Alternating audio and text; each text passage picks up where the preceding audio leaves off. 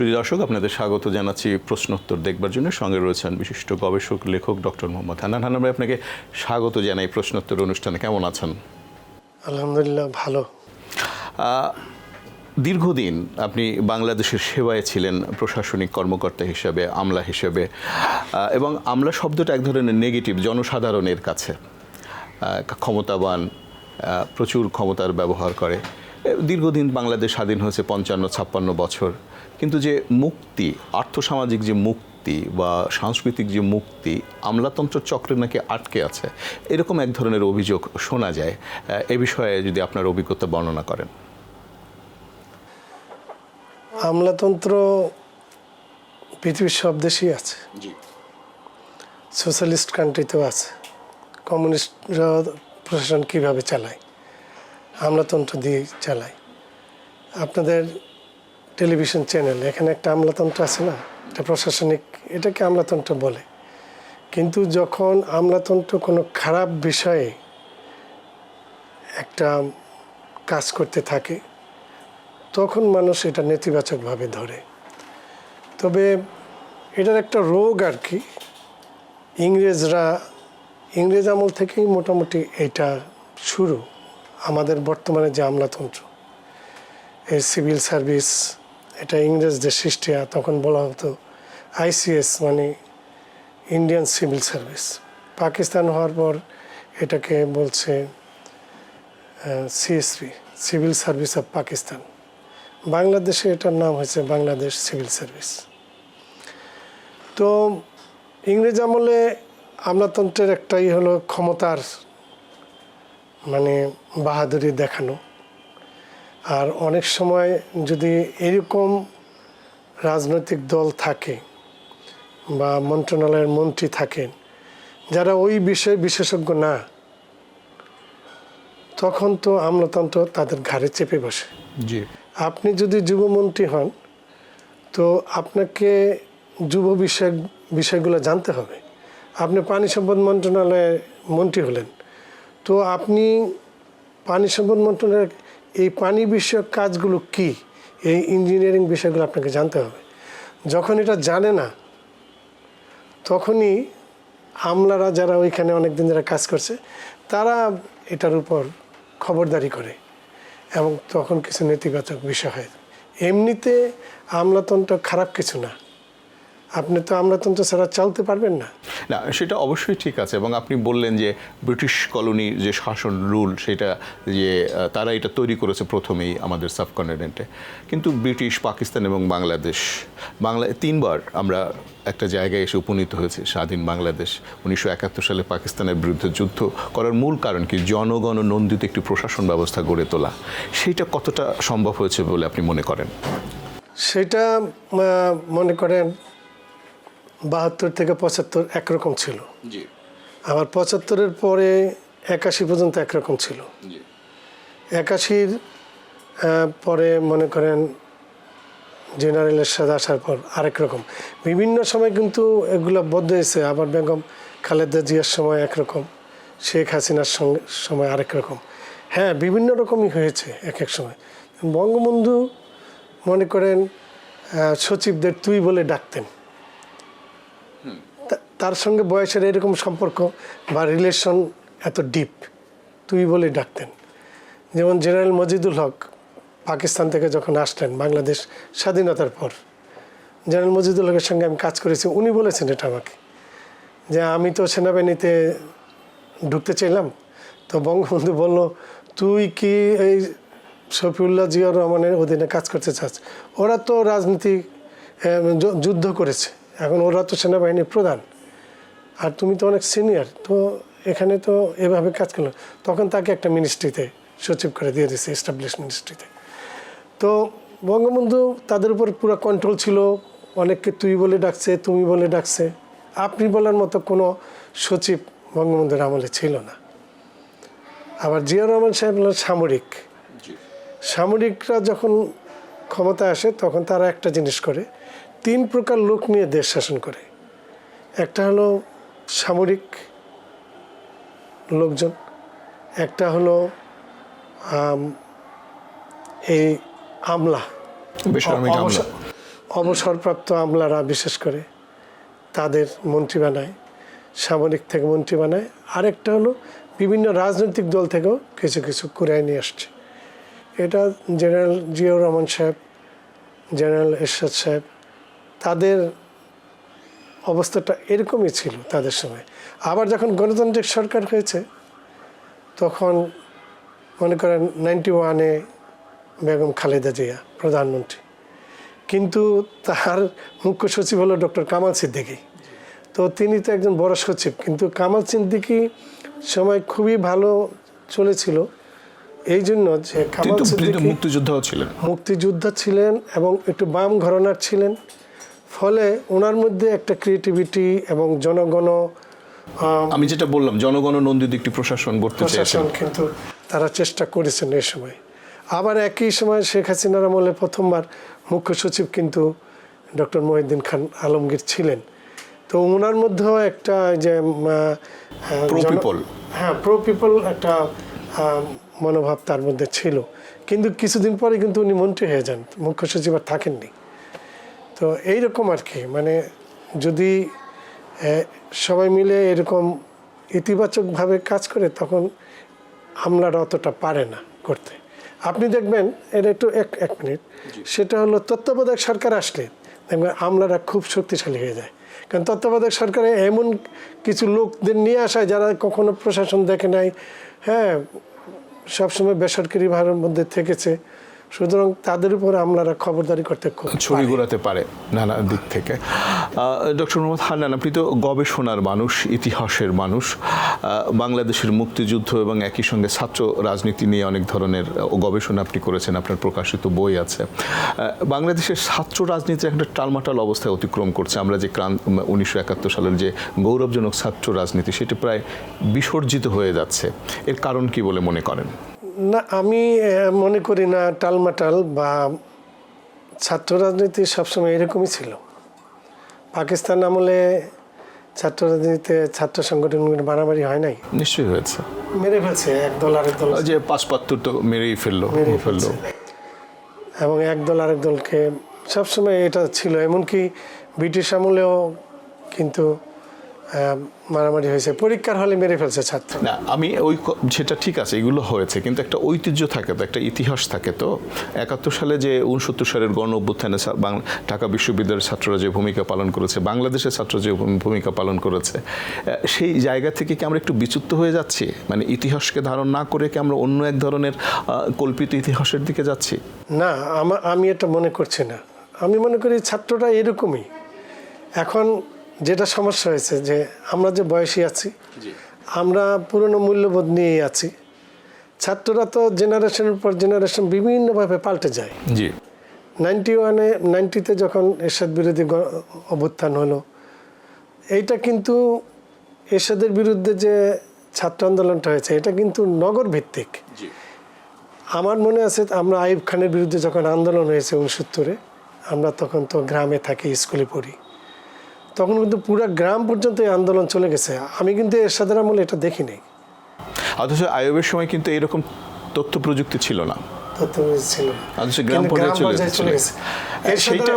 সেইটার একটা ভিত্তিকে এরকম যে তখন আওয়ামী লীগ কিংবা বঙ্গবন্ধু এবং তাজউদ্দিন ওই সময় যে নেতারা ছিল তাদের জনগণের সঙ্গে গ্রাসরুট পর্যায়ে একটা সম্পর্ক ছিল।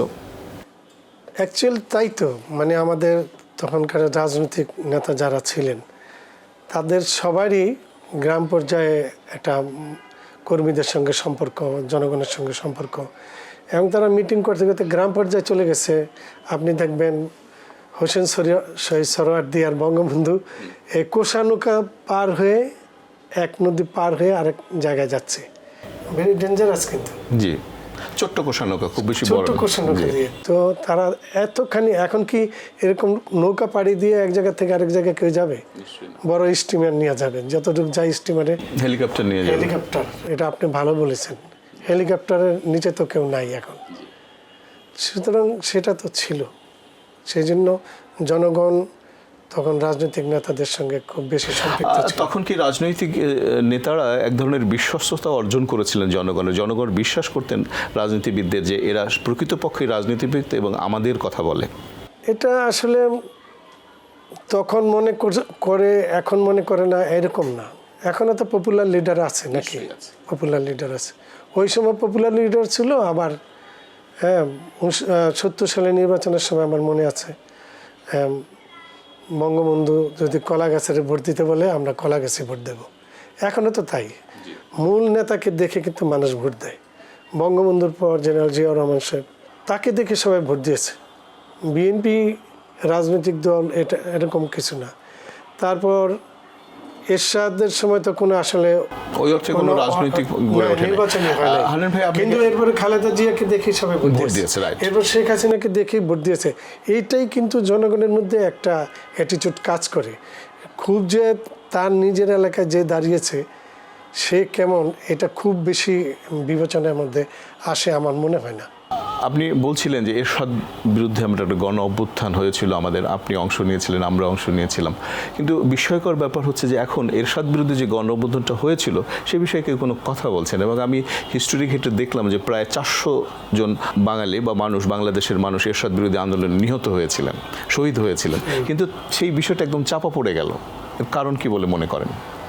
চাপা পড়ে গেল এই জন্য যে যারা এটা নেতৃত্বে ছিলেন তারা হয়তো অন্য বিষয়ে ব্যস্ত আছেন। নেতৃত্বের মধ্যে কিন্তু জাতীয়তাবাদী ছাত্রদল অন্যতম বলবো না, প্রধানভাবে তারাই তো পরে ডাকছে আমানুল্লাহ আমান আর খোকন, খায়রুল কবির খোকন। খায়রুল কবির খোকন ইভেন এমপি হয়েছে। হ্যাঁ, তো আমানও এমপি হয়েছে। তো তারা তো আছে এবং এই গভর্নমেন্টের সঙ্গে আছে। তো তারা কেন ভুলে গেছে এরকম জানি না। তবে আমি জানি যে তারা একটা কাজ করার চেষ্টা করতেছে, যে জুলাইতে যারা শহীদ হয়েছে তারা যেমন সুযোগ সুবিধা পাচ্ছে, ওই 90 সালের যারা শহীদ হয়েছে 82 থেকে 90, তাদেরও একটা তালিকা ওই সময়ের ছাত্র নেতারা করছেন। এখন এটা খুব ভালো একটা ব্যাপার, তারা দিবেন এটা গভর্নমেন্টের কাছে, মুক্তিযুদ্ধ বিষয়ক মন্ত্রণালয়ের কাছে। সেখানে হয়তো আরেকটা ডিপার্টমেন্ট হবে বা আরেকটা শাখা হোক। এরশাদ বিরোধী আন্দোলনটা তো সেই সময় খুব একটা অন্যরকম আলোড়ন তৈরি করেছিল দেশে এবং বিদেশে। যাই হোক, আপনি আমাদের বাংলাদেশের মুক্তিযুদ্ধের একটা গুরুত্বপূর্ণ বিষয় হচ্ছে যে 1971 সালে আলেম সমাজ কি ভূমিকা পালন করেছিল, এটা একটা অন্ধকার এবং আমরা অনেকে জানি না। এই বিষয়ে আপনি খুব গবেষণা করছেন, আপনার একটা বইও আছে। এই মুক্তিযুদ্ধে আলেম সমাজ, এই বিষয়টা আপনি কিভাবে দেখছেন? আমি আপনাকে একটা ব্র্যাকেটে একটা কথা বলে নিই। আমি আমার যতগুলো বই করেছি প্রত্যেকটা বই আমার নিজের কৌতূহলের জন্য আমি করেছি। আমিও আপনার মতো খুঁজেছি যে আমাদের আলেম সমাজ 71 সালে কী করিল। আমি দেখেছি, আমি নিজেও দেখেছি।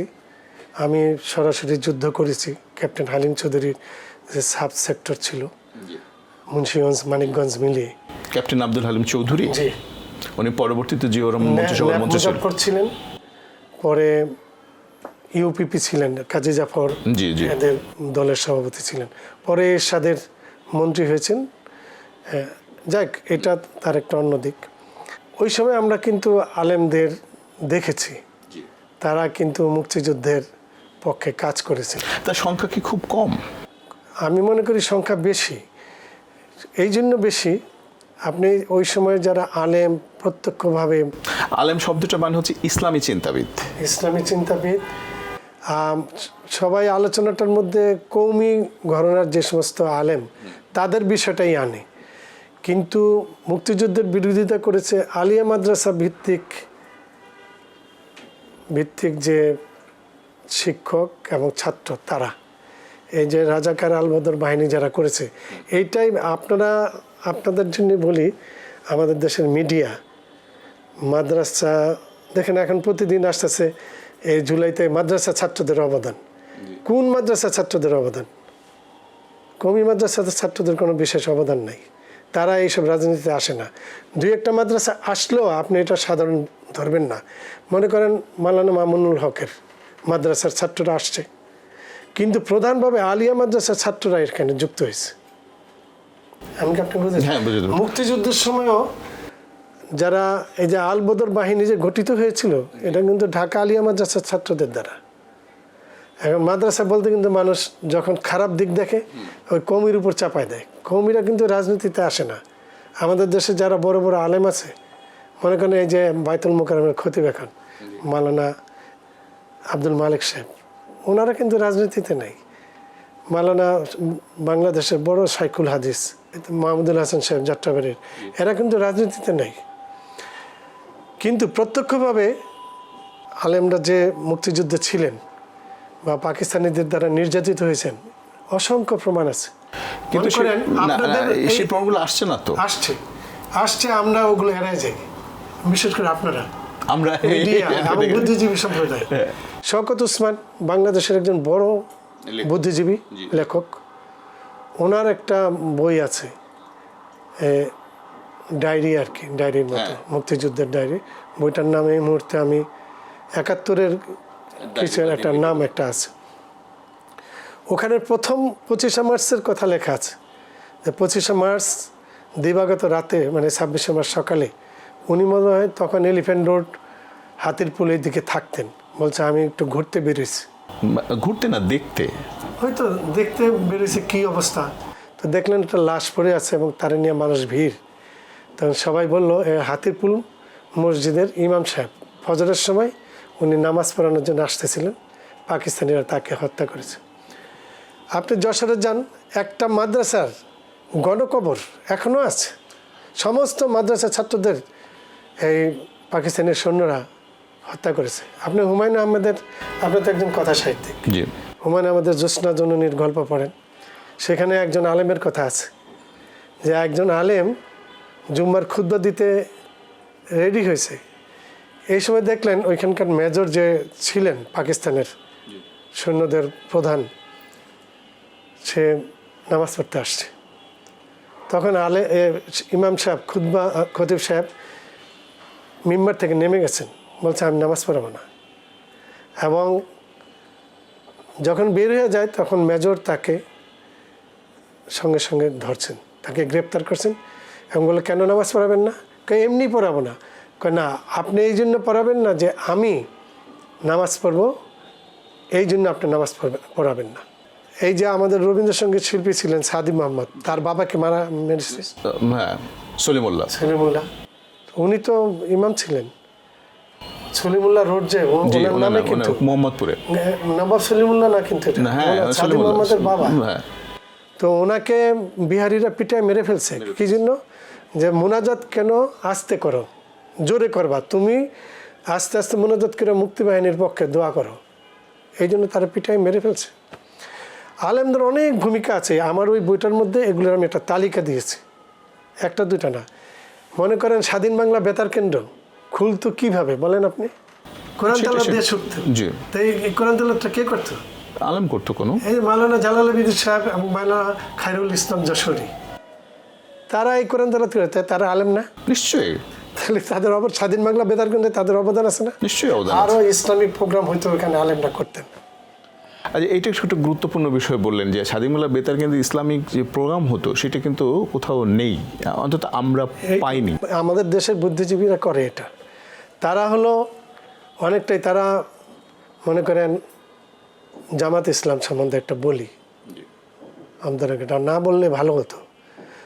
সেটা হলো তারা জামাত ইসলামের সমালোচনা করে। আলেমরা কিন্তু জামাত ইসলামকে ইসলামিক দল মনে করে না, করে না। এই যে এখন হেফাজত ইসলামরা দেখেন, তারা কিন্তু বারবার বলতেছে যে জামাত ইসলাম কোনো ইসলাম নয়। এটা মাওলানা ভাসানীও বলেছেন, তার কোনো পাকিস্তান আমল থেকে বলছে, পাকিস্তান আমলে পাকিস্তানের যত আলেম ছিল তারা এটা বিবৃতি দিয়েছে যে জামাত ইসলাম করে এইরকম কোনো ইমামের পেছনে নামাজ হবে না। এবং জামাত ইসলামের ঘরে বিবাহ না দেওয়ার জন্য পাকিস্তানের আলেমরা বিবৃতি দিয়েছে, এগুলো আছে দৈনিক, সেই সময় দৈনিক পাকিস্তান পড়েন, দেখবেন এগুলো আছে, আমার বইও আছে। এই যে আপনি যে বইটার নাম বললেন যে মুক্তি সংগ্রাম ও মুক্তিযুদ্ধে আলেম সমাজের ভূমিকা। এখন সমস্যাটা কি আপনাকে বলি। মাওলানা মতিউর রহমান নিজামী, তিনি জামাত ইসলামের ছিলেন, আলবদর বাহিনী গঠন করেছেন, পাকিস্তানের পক্ষে কাজ করেছেন, মুক্তিযুদ্ধের বিরুদ্ধে কাজ করেছেন। এখন এই জন্য মাওলানা মতিউর রহমান নিজামীর জন্য সকল মাওলানাই দোষী হয়ে গেল, আপনি বুঝতে পারছেন। কিন্তু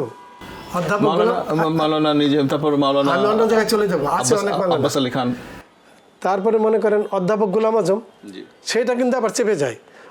যদি মাওলানা মতিউর রহমান নিজামীর জন্য সকল মাওলানা দোষী হয়ে যায়, তাহলে অধ্যাপক গোলাম আজমের জন্য সকল অধ্যাপক দোষী হবেন না কেন? একটা প্রশ্ন বটে। প্রশ্ন ওঠে না? জি। এগুলো একঘেয়ে। আমাদের যারা ইতিহাসবিদ, বুদ্ধিজীবী, তাদের মধ্যেই সমস্যা। দেখেন, আমি যে জিনিসটা বললাম আপনি কাটতে পারবেন? যে সরকারি আসে সে কিন্তু শিক্ষা নীতিটা চেঞ্জ করে, বারবার চেঞ্জ করার মধ্যে দিয়ে কিন্তু শিক্ষার্থীরা, শিক্ষকেরা, অভিভাবকরা এক ধরনের বিপদের মধ্যেই পড়ে। এ থেকে উত্তরণের কোনো পথ আছে কি? না, আপনি যেটা এভাবে দেখছেন আমি এভাবে দেখছি না। মানে 5 বছর পর পর তো সিলেবাস পরিবর্তিত হইতেই হবে। হইতেই হবে। হ্যাঁ, মনে করেন যখন কম্পিউটার যুগ ছিল না, জি। সেই সময় যে সিলেবাস, কম্পিউটার যুগ আসাতে সেই সিলেবাস পরিবর্তন হবে না? নিশ্চয়ই। হঠাৎ করে এআই আসছে। জি। 5 বছর আগে তো এআই নিয়ে কোনো কথা ছিল না। এখন আপনার পাঠ্য বইয়ের মধ্যে এআই এর বিষয়টা আনতে হবে না? নিশ্চয়ই আনতে হবে। যেটা হচ্ছে না সেটা হলো যে একটা স্থায়ী শিক্ষা কমিশন, এরা সবসময় থাকবে। আচ্ছা, হয়তো পরিবর্তন হইতে পারে, কিন্তু সরকার এসে কি করে যে তার নিজের লোকদের দিয়ে তাদের মতো কিছু মোটিভেটেড বিষয় তাদের মধ্যে থাকে, সেটা হলো ভুল।